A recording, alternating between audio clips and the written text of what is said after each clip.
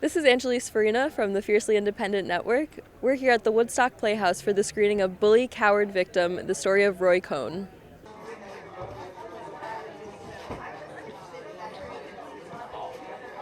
Did we ever feel threatened? The answer is no. It was the exact opposite. In the 1970s, we were on the offensive. We were sticking it to the government. We were forcing them to release material. And we felt really good about it. I'm Ivy Meeropol, and I am the director of Bully, Coward, Victim, the story of Roy Cohn. Some people may know him now because he was Donald Trump's lawyer, mentor, and close friend for many years, starting in the mid-70s, all the way until close to Cohn's death in 1986.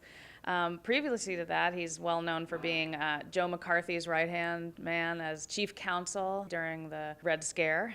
And before that, he was the assistant prosecutor in my grandparents' case, which was the trial of Ethel and Julius Rosenberg. And he was on the prosecution team that pushed for their executions. He was well known as an anti-communist, anti-gay, closeted gay man who moved in the highest society circles and was allowed to abuse the power that he gained.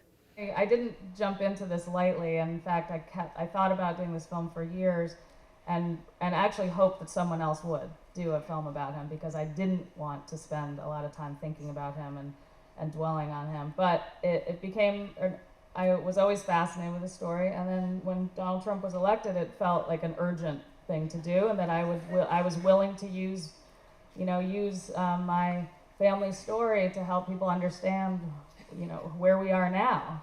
The fact that he helped shape Donald Trump is really important, that we understand that history is really repeating itself, in the sense that we have this guy who's come to power who has no shame about how he treats other people, has no empathy, and also abuses his position. I think what's really important too, though, is just to remember that that the way that Cohn operates so brazenly and recklessly, while using this kind of appeal to the middle class, acting like he cares about the middle class, acting like he cares about blue collar workers, all the while amassing wealth and dividing people, is right out of Cohn's play. It's Cohn's playbook. It's Trump's playbook, and we need to know where that comes from.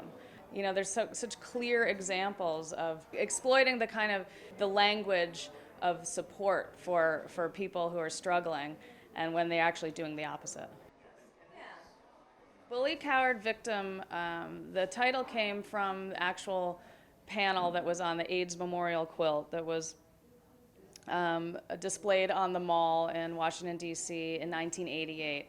Tens of thousands of panels dedicated to victims of AIDS. Is a very powerful, moving exhibit. And my father and I visited this, visited there in 1988, and the first panel that we stumbled upon was Roy Cohn's. So it really struck me as a fascinating way in to try to understand, well, how did this person become the malevolent, angry, bitter person that Cohn did, and I think that part of it has got to be that he lived in the closet. So that's why the victim for me comes from, and I know it's a hard word for some people to accept.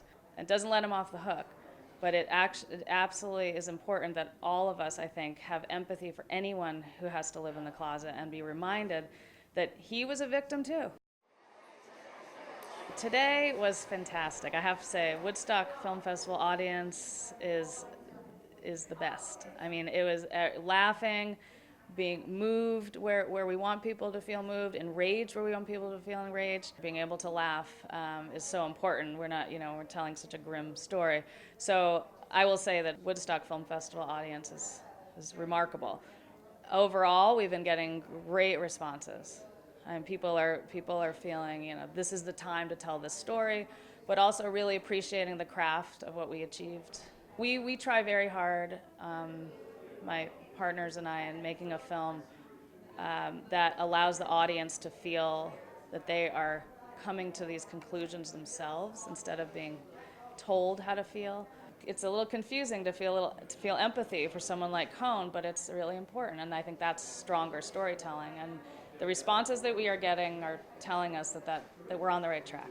Fiercely independent means to me that you are free to explore a story and allow that story to take you somewhere that you didn't know, but also in terms of greater impact, to be fiercely independent is to have partners like HBO and who really nurture filmmakers and let us tell the stories we want to tell. Nothing prescribed. You know, we are given a lot of freedom and support to find the story that we want to tell. For more from the Fiercely Independent Network and to learn more about the festival, visit www.woodstockfilmfestival.com.